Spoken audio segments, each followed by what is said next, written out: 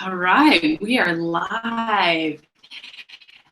Hey everyone, this is National Sales Director Leah Lauchlan. I bet you are having an incredible event at this Go Director Faster event that Stephanie Leonard actually invited me to.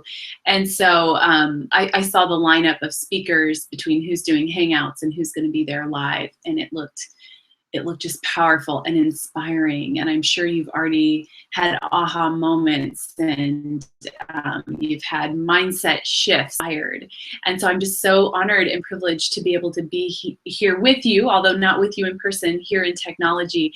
And I was praying a couple minutes before I went live with this Hangout, just that God's Spirit would be present in that room right now, and that He would use the words and the presence of everyone who's speaking to impact your life in a positive and powerful way, and that you would leave that place with even more clear vision than you have right now, like crystal clear vision on your calling and your purpose, and then the courage to take action on it.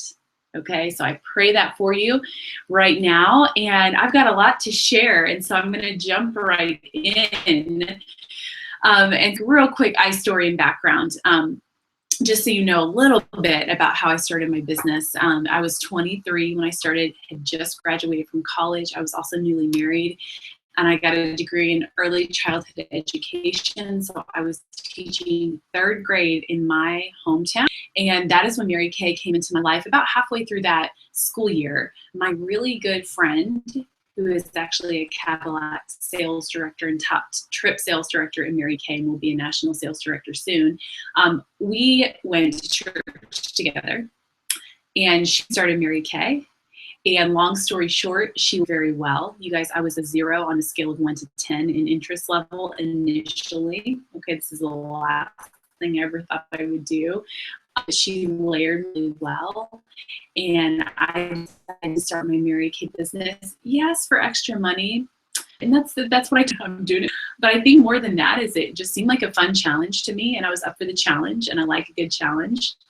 And then also the third reason, which is kind of the part I didn't tell people at first, is that I wanted to prove that it didn't work. I was a little bit skeptical and cynical, even as I was ordering my starter kit, about the legitimacy and the credibility and the potential for success that you could have in Mary Kay. Now, I loved the products. I knew I could sell those. But as far as building a business to earn a car or earn trips or earn a high income, I honestly didn't believe it possible. And so I wanted to prove that it didn't work. And I'm kind of the person that, like, if you give me a checklist or say, hey, do this to be successful, I knew I was going to do it.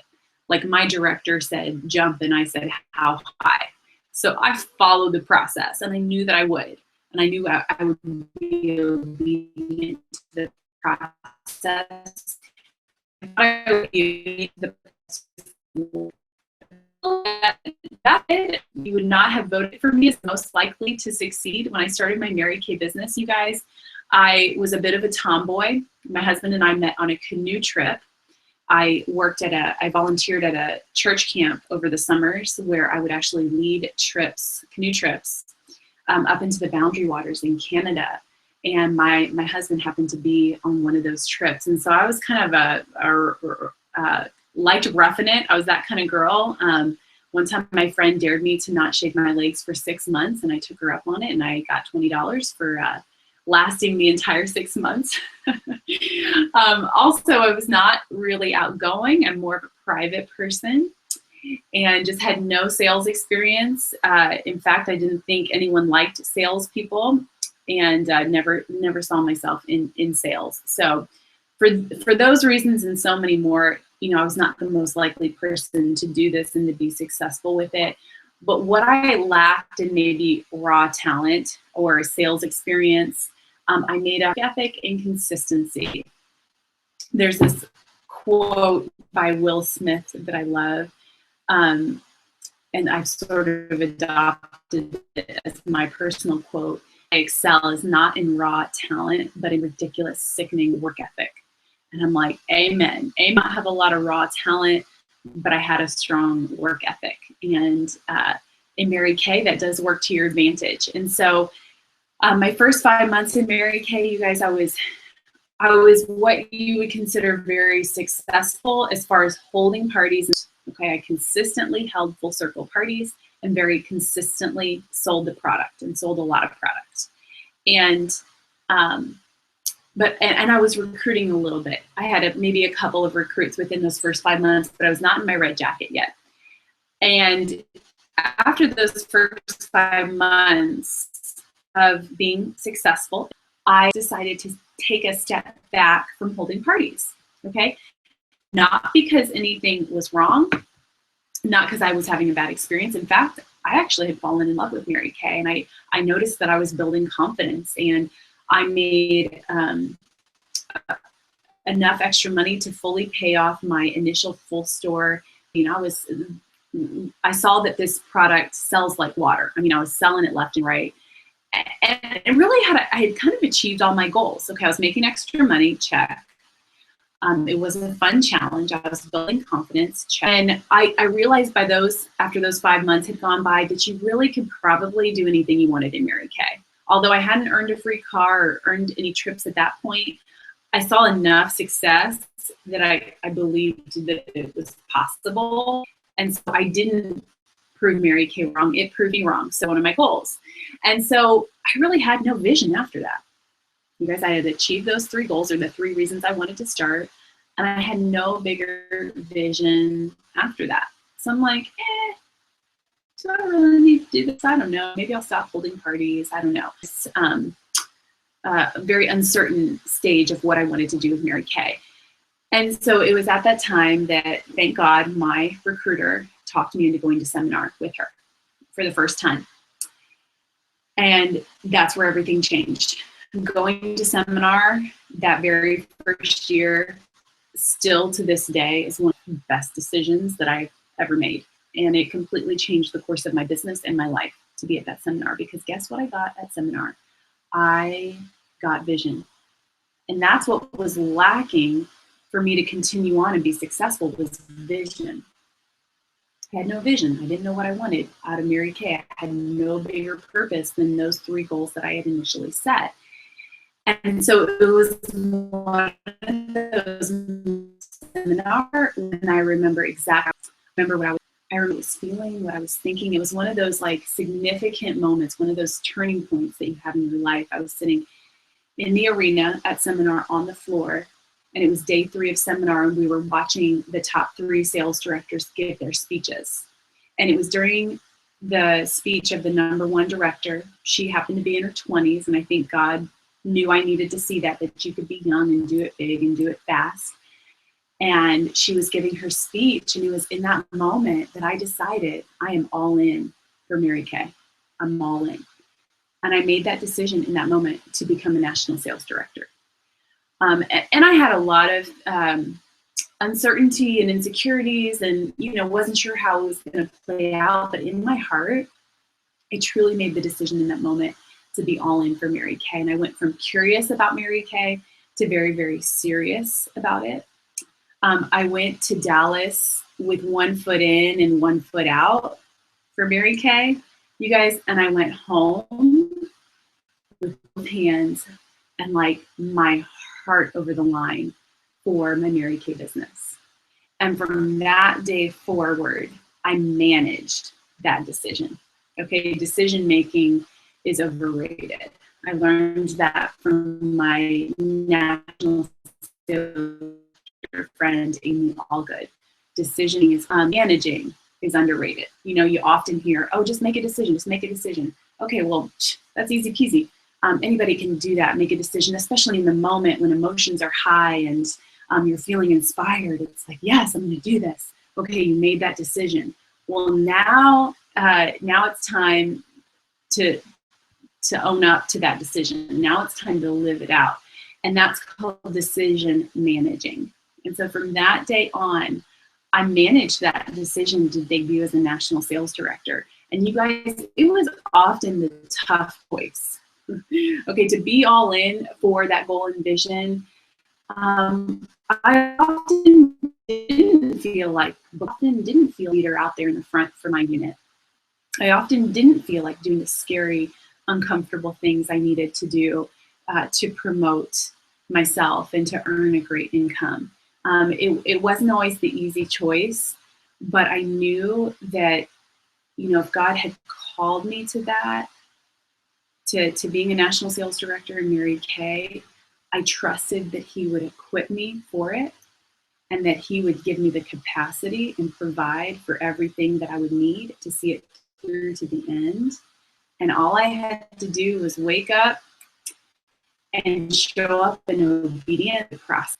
And that's one of my quote unquote secrets to success, which is not a secret, is that I was just obedient to the process.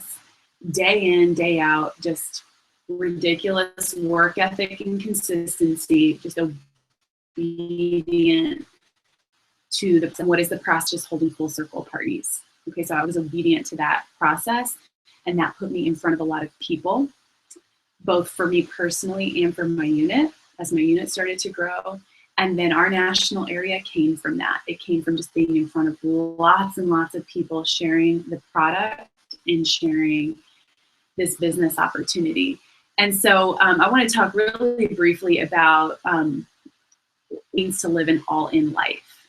And now that I've been a national sales director for 3 years now, I've spent some time just reflecting on that journey. It was about a 5.5-year journey from my starter kit to debuting as a national sales director.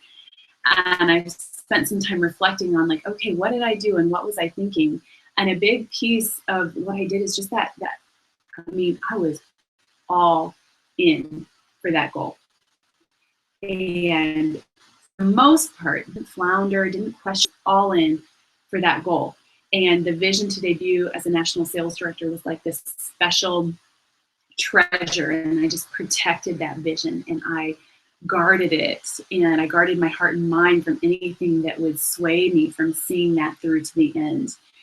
And so I've sort of learned from my Mary Kay business how to live #all in. It's like my personal hashtag, and it was our national area's seminar theme a couple of years ago, was how to live a #all in life in everything that you do, not just Mary Kay, but everything. And so I'll tell a couple of stories or give you a couple of examples of that from home in my office. I'm upstairs right now, and then I have a nanny who's downstairs with my 3 small children. I have a 5-year-old, a 3-year-old, and a 1-year-old, and they're here most of the day. My 5-year-old does go to a 3-hour preschool every day in the morning, but otherwise they're here at home with me and our nanny. And so there's this time every day where I have to leave or be home. If I'm out and about, I have to be home at a certain time, and that time comes, and it doesn't matter if the work's done or not. It doesn't matter if I've finished conversations I was having or finished the things I wanted to do that day. I have to leave because that's when she's off work. And the moment when I have to, like, just put things down, and I stand up from my desk and I walk out that door and I go down the hallway, and then I'm going down this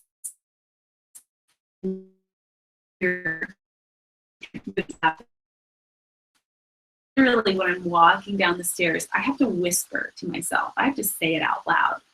I'm all in for my kids right now. I'm all in for my kids right now. Because for my personality style, to leave things undone or things not checked off is like difficult. It's very difficult for me to walk away from maybe work that I wanted to do and that I didn't finish, and that I would love to finish up before it's that time. And somehow things are still always undone.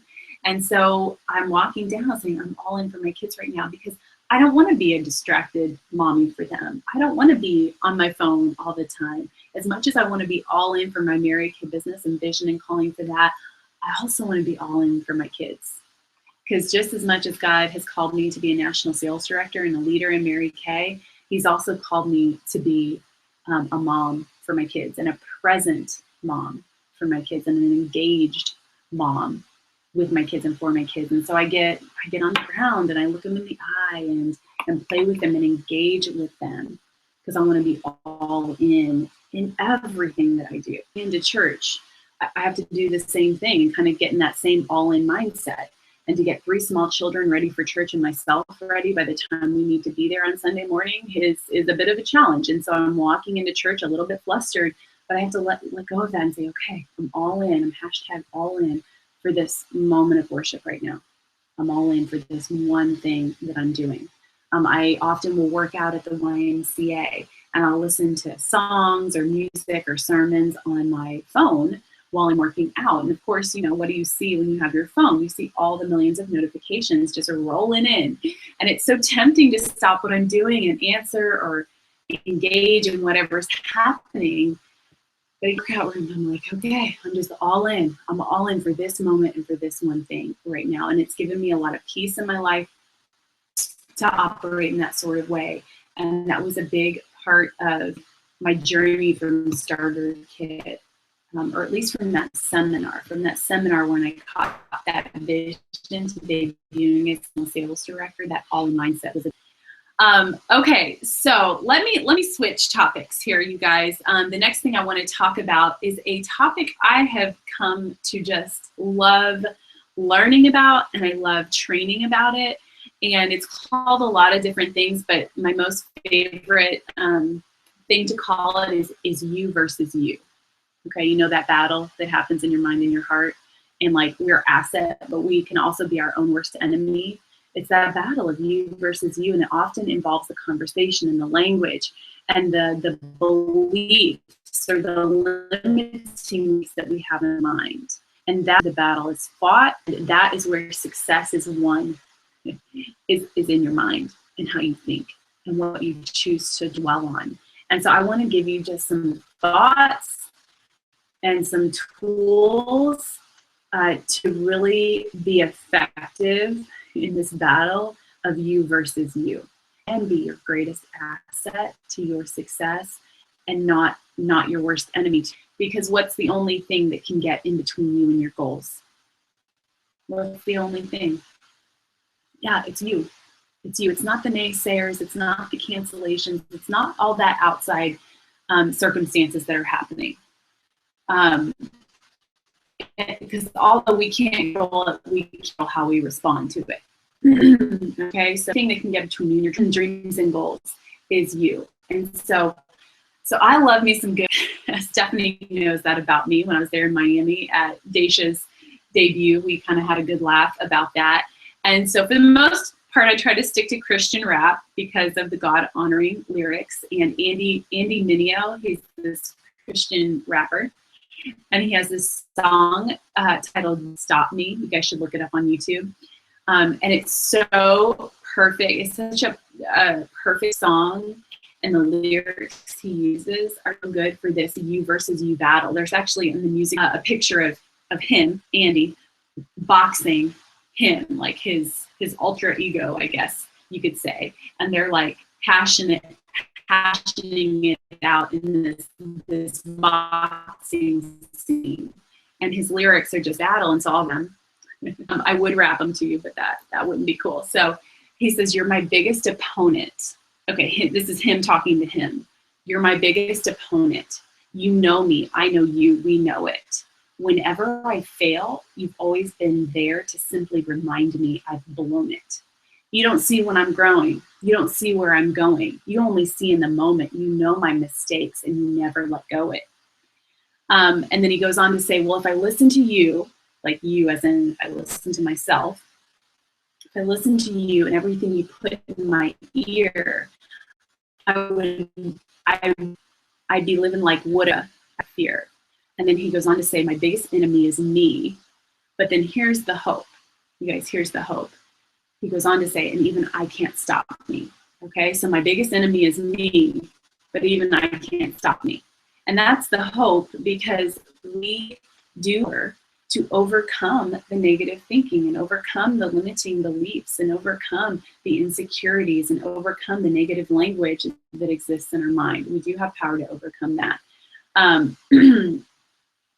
So let's talk about limiting beliefs, that they're born in our mind, and we can either let them thrive there in our mind and take hold, or we can reject them.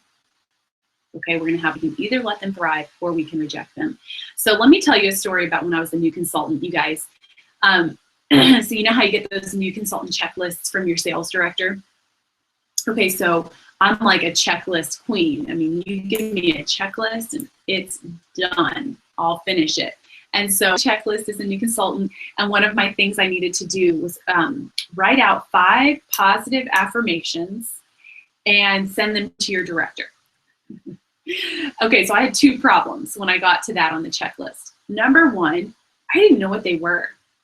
And I don't know if I was just naive or what, but I'm like, positive affirmations, like what are those? Where are they? Did they come in my starter kit? You know, where are my positive affirmations? I think I've lost them. I didn't know what they were. And then my second problem was when I found out what they were, I was like, oh, I have officially joined a cult, and these people are going to make me, you know, chant to myself, I am awesome. And so I didn't do it. It's the only task on my new consultant checklist that I didn't, because of those. I know what they were when I just thought it was kooky and kind of ridiculous to like talk to yourself about these positive things. And mainly, I didn't fully understand what they were. So let me fast forward a little bit to about 6 months into Mary Kay. It was right after I'd gone to seminar, and I was either in DIQ at that point or really close to getting into DIQ, and I believe I was on target for my car. So anyways, it was this time in my business when I was getting really serious about Mary Kay, because it was shortly after seminar, and I was really just working on mastering that full circle process. And the one thing I really wanted to do was in the individual consultation, set up on the spot. Because I had kind of gotten into this habit of like not setting it up on the spot. And I was like, oh, I'll just call her later and set it up. Like, you know, like that works. It doesn't. And so I'm like, oh man, you know, I really need to do this. If I'm going to get through DIQ successfully, I've got to be setting up your share calls, you know, on the spot. So this is happening quickly. And so I was focused on doing that, and there was this defining moment when I realized I needed positive affirmations in my life, and it was at a skincare class. And I was with a sharp group of women, and I really especially liked this one girl, super sharp. I'm like, oh my gosh, she would be great at Mary Kay. I'm gonna set up a class. And we're doing the individual consult with her products. I think she either like booked a party or I booked her to come to my meeting, and then it got to that place where I should have asked for the career survey, and I didn't. I don't know why, I just figured it out, and I didn't ask for a survey. So it happened when I got up from our individual consultation in the house, and I was walking out to my car to get her products, to deliver her products to her that she had ordered from the party. Okay, so I'm walking out, and I remember this clear as day, you guys. I'm like walking. In my mind, I said verbatim, you are so stupid, you always mess that up. I said that to myself, you are so stupid, you always mess that up. And when I said it in my mind, I almost like stopped dead in my tracks when I said that, and when I realized I said that. Now, was that the first time I had said those words to myself?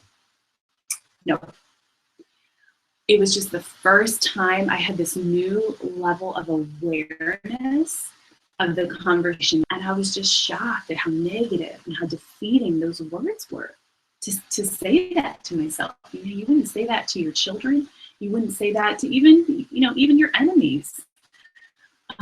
You wouldn't use that kind of defeating negative language. My marriage up to that point for those past 6 months, it just gave me this higher level of awareness of the negative self-talk and my need for affirmations in my life. And I would bet that unless you are crazy intentional about speaking positivity and truth into your life, you would probably be shocked too at the conversation that's happening up here. Like if you actually wrote it out on paper and read it, it is shocking the negativity that we're so naturally inclined to, and we all are.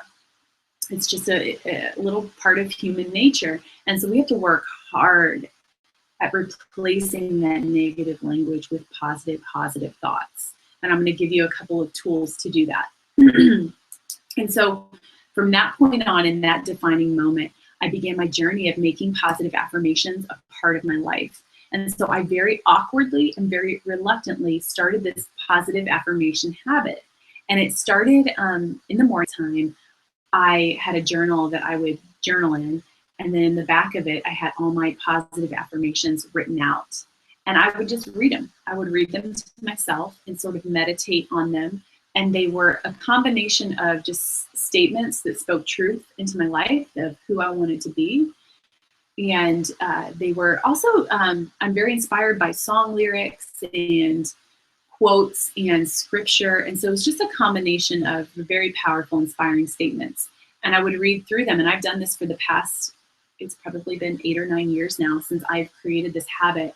And this habit, you guys, it's transformed me. It's transformed me, and it's guided me, and it's molded me, and it's helped to form me into the person and the woman that I am today by speaking this truth and positivity into my life every morning. And so let me share another story with you guys. At my very first top director trip, we earned our first trip in our very first full year as a unit, and it was to Munich, Germany, and I was 24 years old. And at that point, I was by far the youngest sales director who was on that trip. And just being the naive person that I was, I just asked everyone what their goals were. Don't do that when you go on your first trip because it's distracting. And so I was just asking everyone what their goals were and their plans were and their ideas. And it just became very distracting to me, but I didn't know in the moment how distracting it would be. So I learned not to do that. And so this one night in Munich, we were at Oktoberfest. And that's a whole nother story in and of itself, but we don't have time for that today. But we were sitting there and I was having this conversation with Kim McClure and Cindy Machado Flippin and maybe 1 or 2 other top sales directors who are now national sales directors. I think maybe Amy Gamboyan was there too. And so I was asking everyone, like, when are you going to debut as a national? And so Kim was telling me her 5-year plan to become a national sales director. Now, let me fill you in on the backstory. My plan at that point was to break the record to be the fastest to NSD. And I think at that time, the record was maybe 3 years, right around there. And as far as I could tell, I was on track to do that. We had lots of offspring pop out in my first full year. And like, am I really on track to break the record? Which we didn't break it, by the way. But in that moment, I thought that I would. But here's the thought that got into my head that really tripped me up. After hearing Kim's 5-year plan, I'm like, oh, she has a 5-year plan? Like, if Kim McClure doesn't think she can finish her national area in 2 years, why do I think I can? Is the negative thought that got planted into my brain so much that I actually had to go to talk to my national sales director about it, who was and is now my senior national sales director, Pam Shaw. And so I happened to actually earn the CMAs, the Country Music Awards.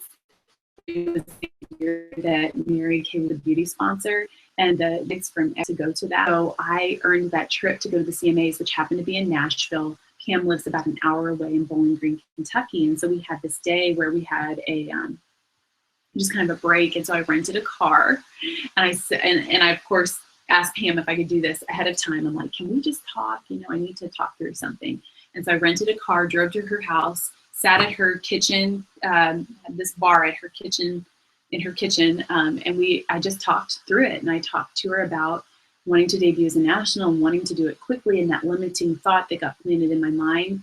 And then once I talked through it, it was done. I was over it.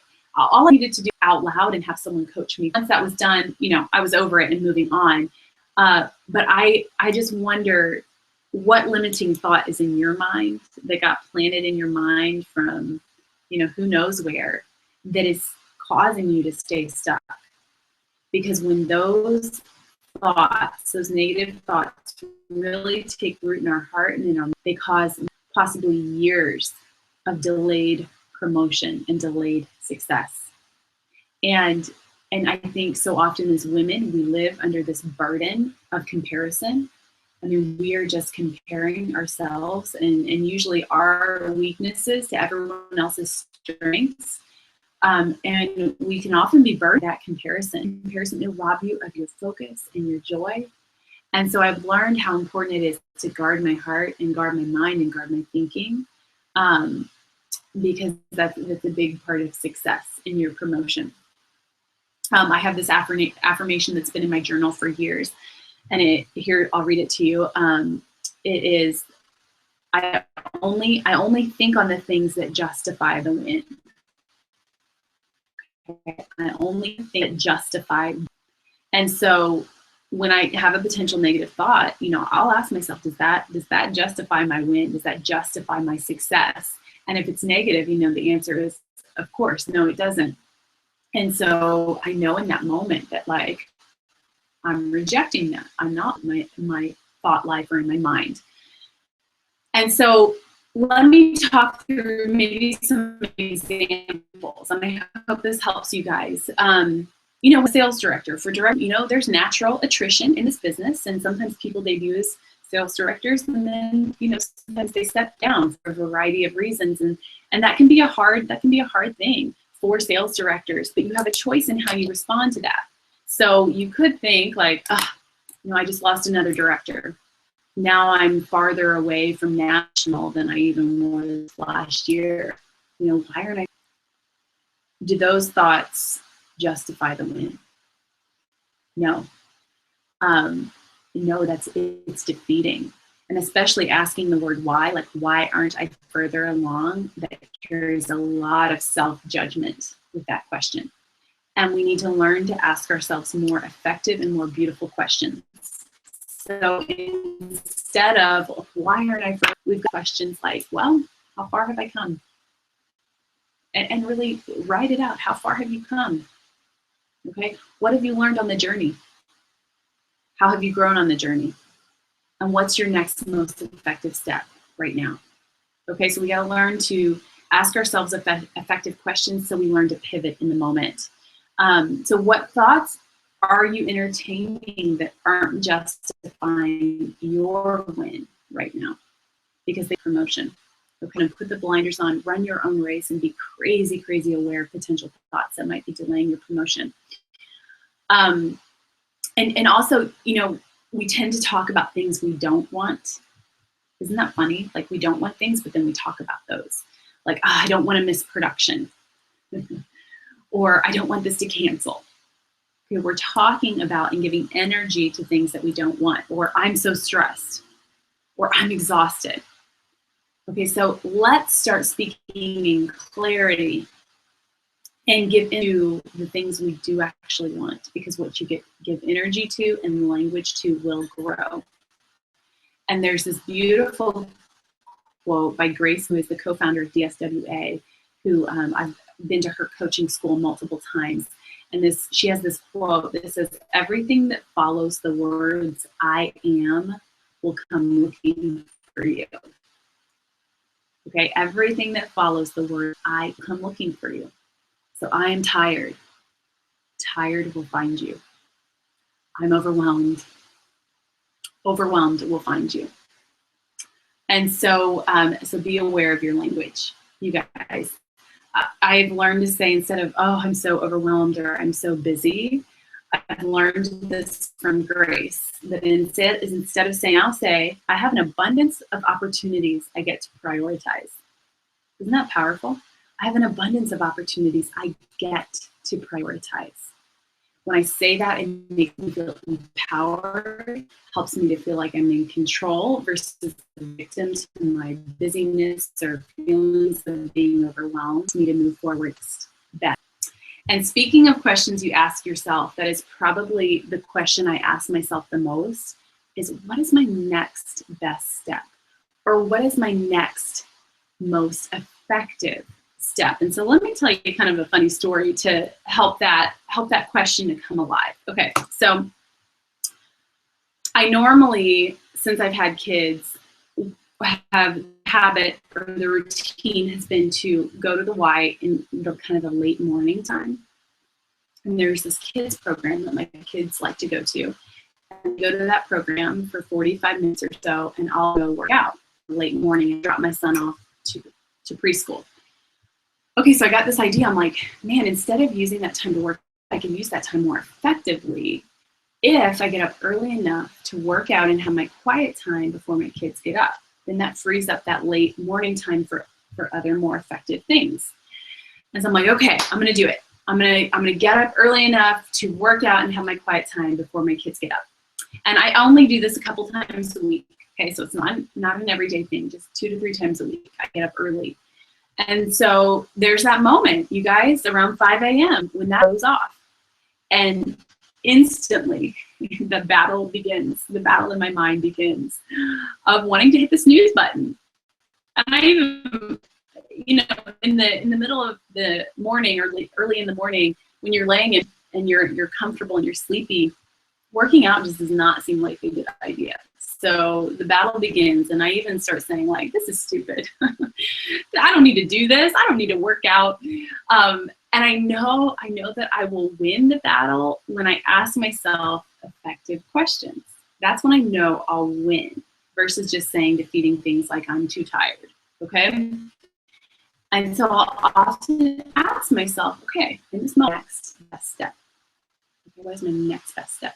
And in that moment, in bed at 5 a.m., the answer is not to get up and work out, you guys. That is not the answer. No, no, no. That's too big. I don't want to do that. So here's my answer. The answer in that moment is just go pee. Okay? Just go pee. You don't have to work out.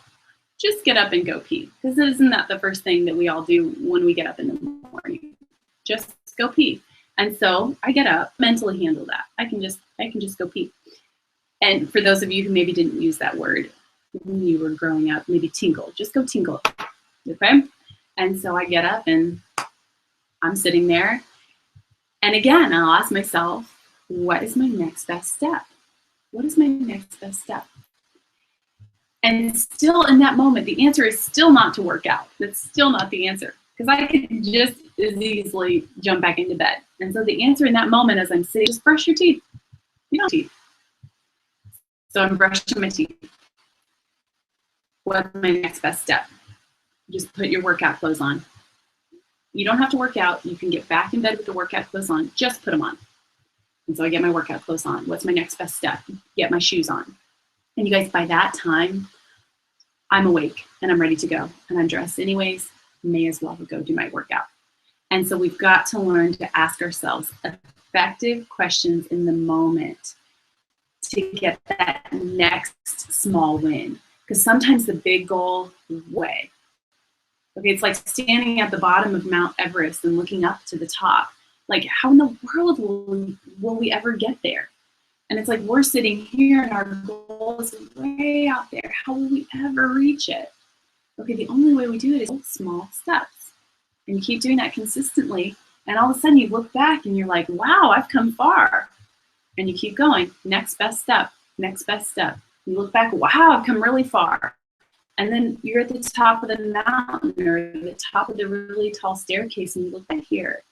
You just kept taking effective small steps and getting small wins. And small wins build on small wins that build on other small wins. And success begets more success. Wins turns into massive success. Okay, so what is your next best step? And at what pivotal, important moments in your day can you figure out what that next best step is and just take that little step? It's going to seem small and insignificant in the moment, and it should. It should, because you just got to stay in motion. And when you can stay in motion, you are going to get somewhere. Okay? And so let me check my time here, decide what else I can share with you. Yeah, I think I can share the rest of this. So I want to talk a little bit more about your thoughts, and then we're going to talk about how to create change, and then I'm going to finish with a poem.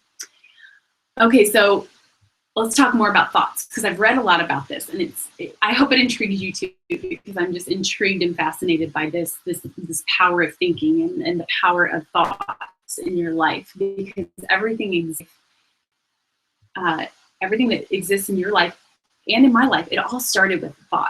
There's nothing in our circumstances that didn't start with one single small thought.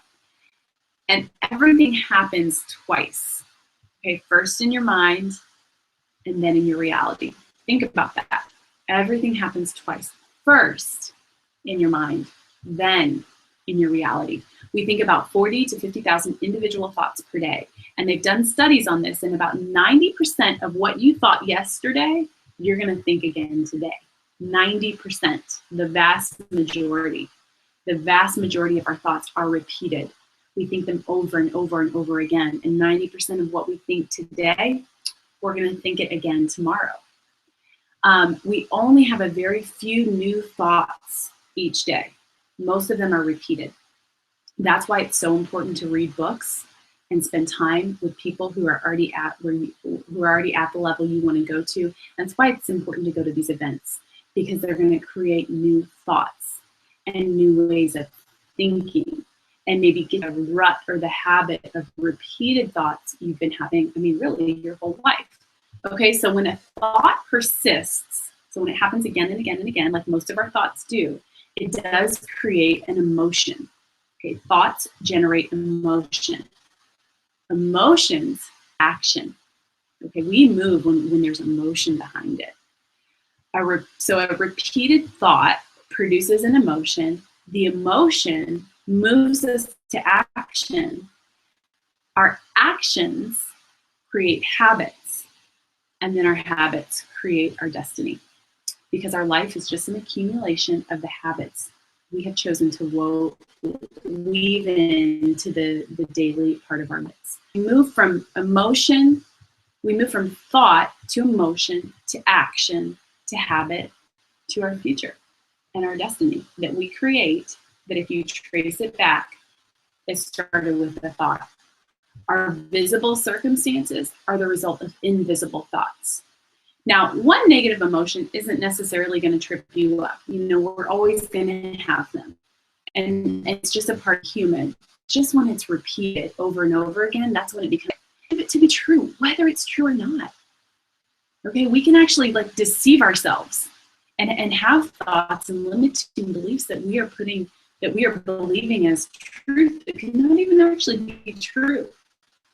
So it's so important, driver's seat of your thoughts and your emotions, can truly have control during your success. So we need to have a to-think list. We all have to have a to-think list. And God's word instructs us very beautifully on this topic about what to think about. It's in Philippians 4:8.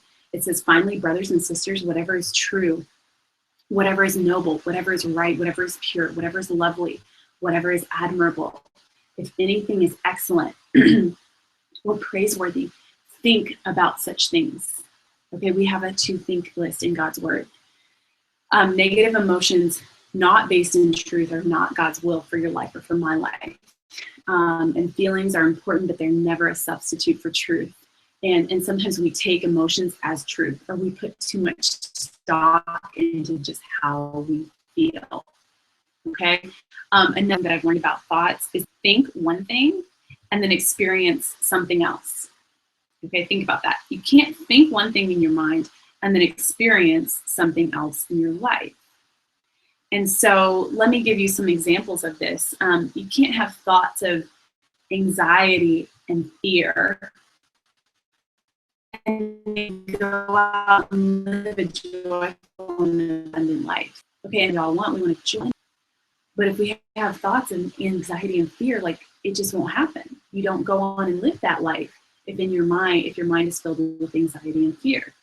Okay, you don't have bitter thoughts towards your husband and then go experience intimacy and trust in your marriage. It just doesn't happen. You don't have thoughts based in scarcity and then go on to experience abundance. Okay, so you don't think one thing and experience something else. What you think is what you will experience. There's just such a powerful connection with the thoughts that you think and then the life that you go to experience. And you create the life you expect. Think about that. You create the life you expect. And life, what you expect in life, are the thoughts and ideas that your mind dwells on. Okay, powerful, powerful stuff. And so My Mary Kay training, like I shared with you before, kind of woke me up to that negative self-talk that exists, the power of words. And I changed the conversation in my mind.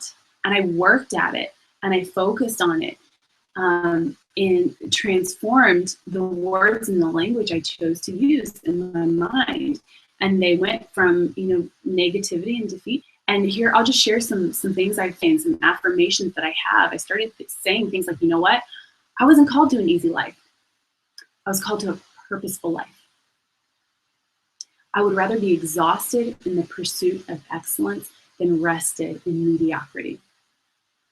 I am clothed with strength and dignity, and I laugh without fear of the future. The ministry and testimony of my marriage is gaining ground for the kingdom of God.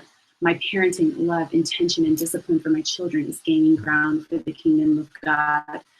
My intentional leadership and investment of time and resources into my Mary Kay business is gaining ground for the kingdom of God.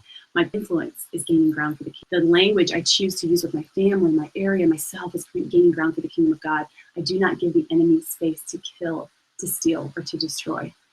I do not limp through life. I am bold and equipped for victory in Jesus Christ. And may the light that shines in me shine far brighter than the light that shines on me. And so I change my language about it daily, reading statements like that and similar to that every single day. Because our destiny is determined by our decisions and our lives are shaped by our choices. You create the life you expect by the language you choose to engage in. Okay, so in the time that we have to switch, creating change, okay, and then we're gonna wrap up after that. So how to create significant change? Because whatever goal or dream is on your heart, something is probably going to need to change to get you from here to there. Okay, you're over here, your goal and dream and vision is out there. And so we need to bridge the gap. And often to bridge that gap, we need to make a tweak to get us from here to there. And so for the next few minutes, you guys, I kind of want to make you like really, really, really, really, really uncomfortable. So I hope that's okay. I want to use a little bit of tough love and get in your face a little bit, to challenge you and support you to identify where there needs to be changes so that you can go out and experience the life of your dreams and to really achieve the goals and success that you want to achieve. So I hope we're still girlfriends after this, okay? So if you feel a little bit uncomfortable, that's okay. Okay, right now, I want you to think about your one, and let's just stick to one, in your Mary Kay business. It's a skill, okay? What's that skill in your Mary Kay business that if you mastered it or if you started doing it, you know it would change everything or produce more growth or make you more effective? Okay, what is that one skill that you know like that needs to change or that needs to be strengthened? Okay, I want you to actually write it down. Okay, write it down. Written down, I want to talk a little bit about a Darren daily message that I watched one day. I follow Darren Hardy, and he sends out these Darren dailies every day on email and through text. And this particular video was of a client of Darren's describing a coaching conversation he was having with Darren, and telling him like, okay, like everything in my business is great, but except for leadership, I'm not real strong at leadership. And in fact, like I kind of suck at it. I kind of suck at leadership. And so here was Darren's response to that. His response to this client telling him he sucks at leadership was to stop sucking. Okay, and that's what I want to tell you today. Whatever you just wrote down, stop sucking at it. Okay, this is a skills-based business. You are a smart woman. You can learn the skills just like everyone else can. I wonder if you've been willing to get good. Have you been willing to invest time to study that skill or practice enough? Have you had enough courage to even try? Because it's not that you can't master it, that skill that you wrote down. It probably more has to do with your willingness and your courage to do the hard and scary thing to get good at it. And your willingness to maybe be vulnerable enough to do the thing you're not good at yet. We'd all love things we're comfortable at and good at, but we've got to have courage and vulnerability to do things that we're not good at, okay?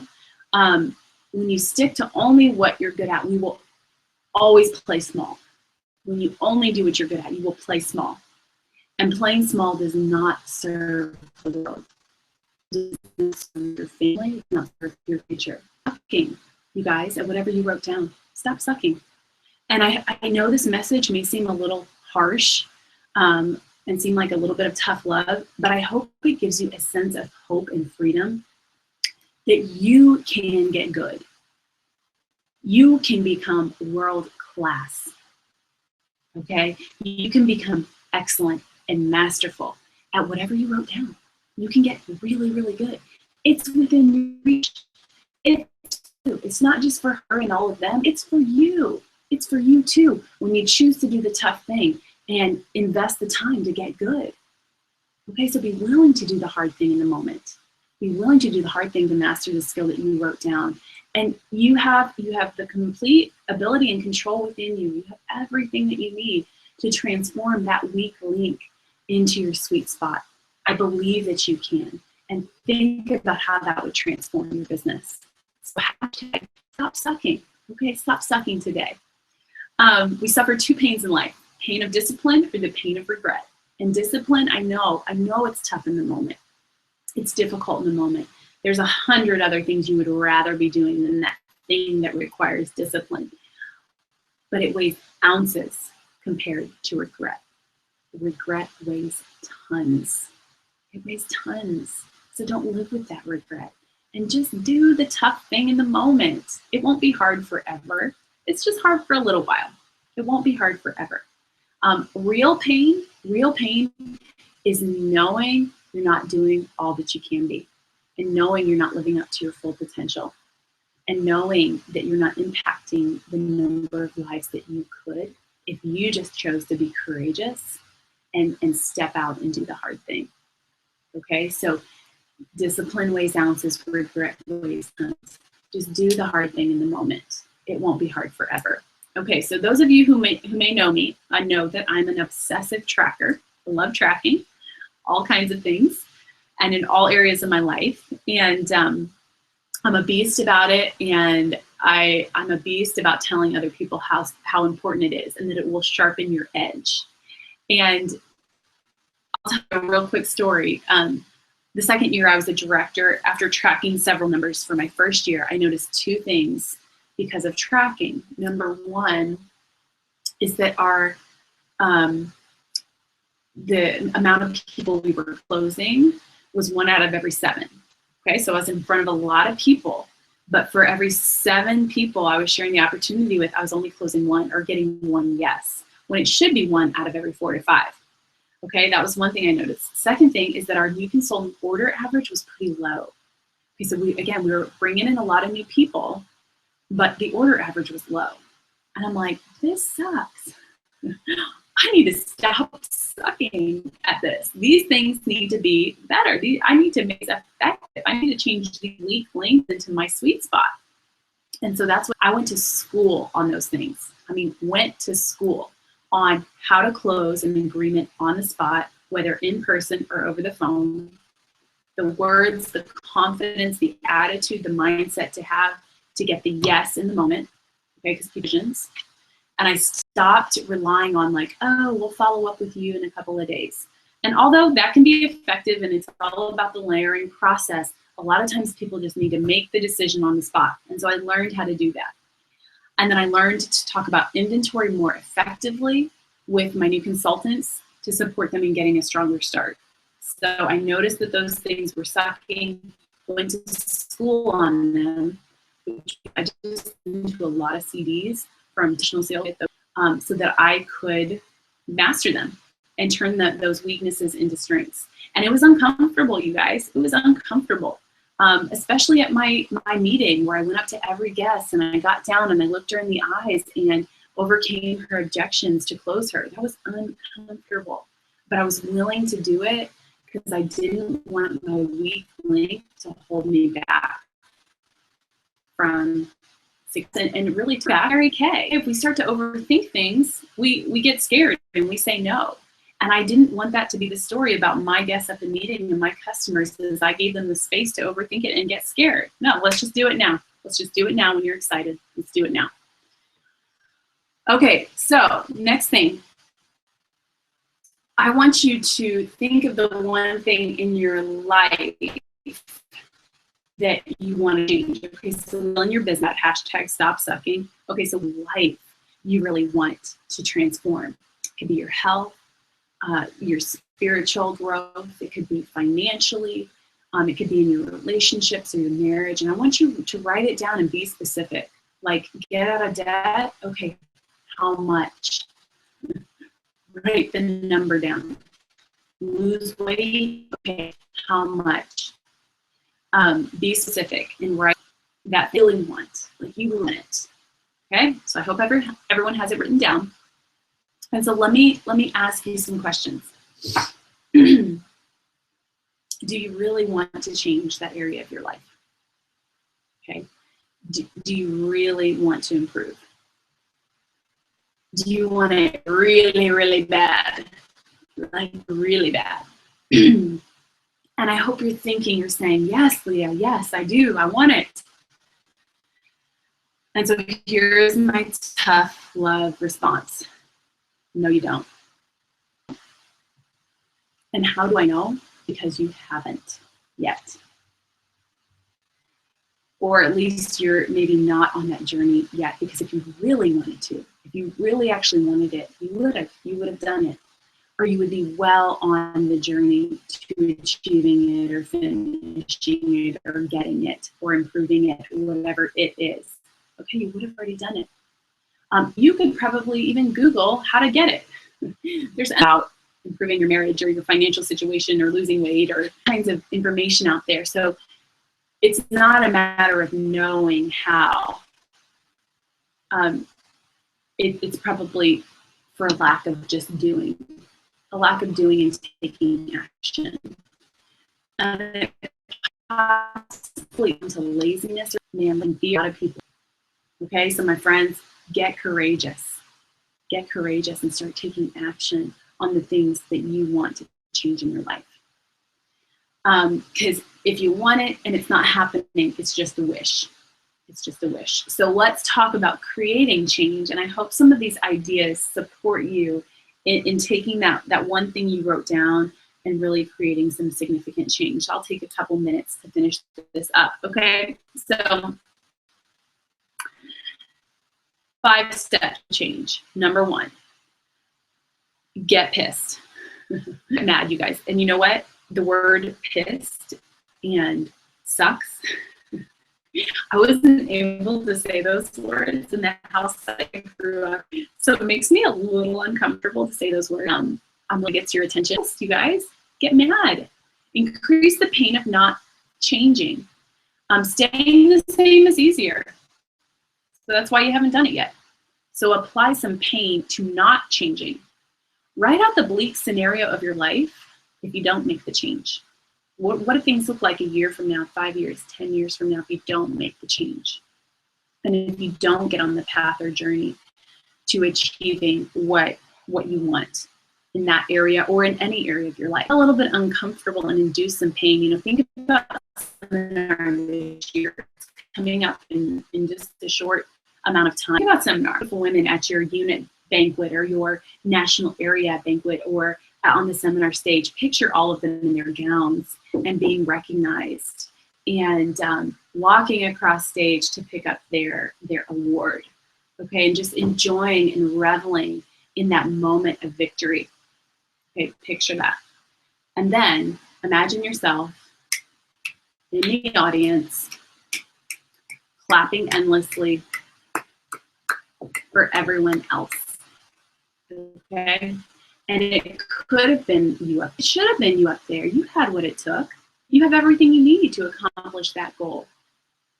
But maybe we're unwilling to do the hard thing in the moment. okay? And you guys, I don't think it's always good to be motivated by fear or pain. I think by inspiration. I think that's a more healthy place to live. But if a little bit of fear and pain gets you into action and like lights a fire, then do that. Think on that. Think of the painful thing or the painful circumstance if you don't do it, just so you can get in motion. Okay? Sometimes we just gotta get in motion. And once we're in motion, switch to what we're hoping. So get mad at the thought of not changing. And number 2 is to create massive disruption. Okay, create massive disruption. Interrupt every previous pattern. Okay, so for example, just to make this come alive, if you want to start eating clean and healthier, get strong, I actually want to go into your kitchen and throw everything that's not in line with the new healthy you. Throw it away. Because if you don't create massive disruption or interrupt previous patterns, what happens? You have a bad day and you come home and you open the freezer and you grab the ice cream because it's comforting after you had a bad, stressful day. Grab the box because it's comforting after you've had that stressful day. And so interrupt that pattern. Get it out of your house. So it's not even an option to do that. Okay? If it's spending, you guys actually cut up your credit cards. Cut them up so you can't only. Maybe if it's spiritual growth, I want to challenge you, don't look at your phone until you've had your quiet time.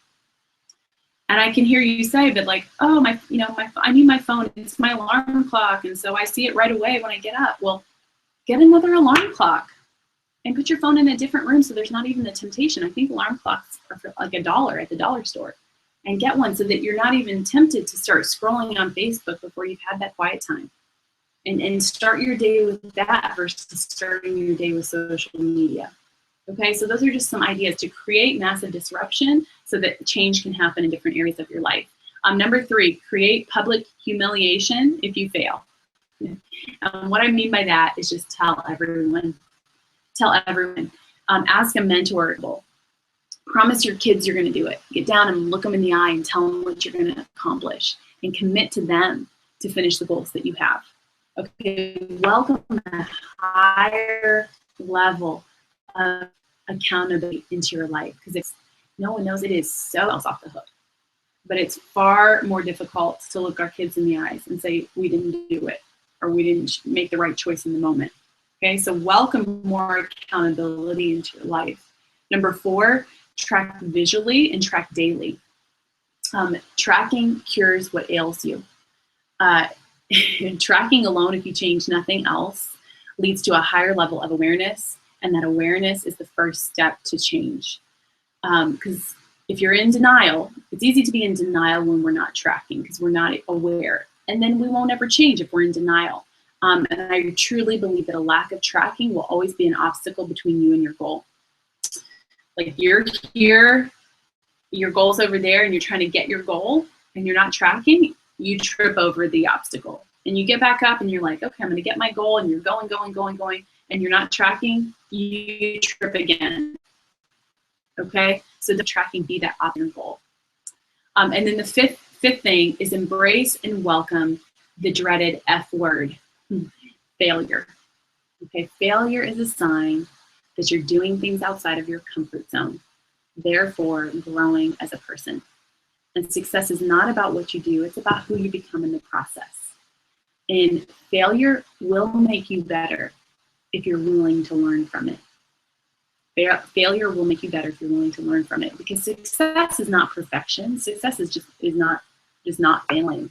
Success is progress, and success is becoming a better version of yourself. So just keep getting back up and giving. Your family deserves your best, and your future deserves your very, very best. And I know I'm over time, but I'm going to finish with a really short poem, kind of short poem, called "The Race." And this has been such an inspiration to me, and I hope it's an inspiration to you at this event. And I hope you can take the image of this poem that I'm going to read to you. I hope you can take it with you, because it's a reminder to just keep giving your best and to get up every time that you fall, because you will fall. Okay, there's no question about. But the question becomes, what will you do? What will you do when you fall? What choice will you make? Because we always have a choice of how we respond. We are that falling down. So this poem is called The Race. Whenever I start to hang my head in front of failure's face, my downward fall is broken by the memory of a race. A children's race, young boys, young men, how I remember well. Excitement, sure, but also fear, it wasn't hard to tell. They all lined up so full of hope, each thought, or tie for first, or if not that, at least take second place. Their parents watched from off the side, each cheering for their son, and each boy hoped to show his folks that he would be the one. The whistle blew and off they flew like chariots of fire, to win, to be the hero there with each young's desire. One boy in particular, whose dad was in the crowd, lead and thought, my dad will be so proud. But as he speeded down the field and crossed a shallow dip, the little boy who thought he'd win lost his step and slipped. Trying hard to catch himself, his arms flew every place. And amidst the laughter of the crowd, he fell flat on his face. And as he fell, his hope fell too. He couldn't win it now. Humiliated, he just wanted to disappear somehow. But as he fell, his dad stood up and showed his anxious face, which to the boy so clearly said, get up and win that race. He quickly rose, no damage done, behind a bit, that's all, and ran with all his might for his fall. So anxious to restore himself, to catch up and to win, his mind went faster than his legs. He slipped and fell again. He wished that he had quit before with only one disgrace. I'm hopeless as a runner now, I shouldn't try to race. But through the laughing crowd he searched, and he found his father's face, with a steady look that said again, and win that race. And so he jumped up to try again, 10 yards behind the last. If I'm good to gain those yards, he thought, I've got to run real fast. Exceeding everything he had, he regained 8 then 10. But trying hard to catch the lead, he slipped and fell again. Defeat. He lay there silently, a teardrop. There's no sense in running anymore. 3 strikes, I'm out, why try? I've lost, so what's the use, he thought. I'll live with my disgrace. Then he thought about who soon he'd have to face. Get up. An echo sounded low, you haven't lost at all. For all you have to do to win is rise each time you fall. Get up, the echo urged him on. Get up and take your place. You were not meant for failure here. Get up and win that race. So up he rose to run once more, refusing to forfeit. And he resolved that win or lose, at least he wouldn't quit. So far behind the others now, the most he'd ever been, still he gave it all he had. And he ran like he could win. 3 times he'd fallen, stumbling. 3 goes again. Too far behind to hope to win, he still ran until the end. They cheered another boy who crossed the line and won first place. Head high and proud and happy, no falling, no disgrace. But Munster crossed the line in last place. The crowd gave him a greater cheer for finishing the race. Thought he won the race to listen to the crowd.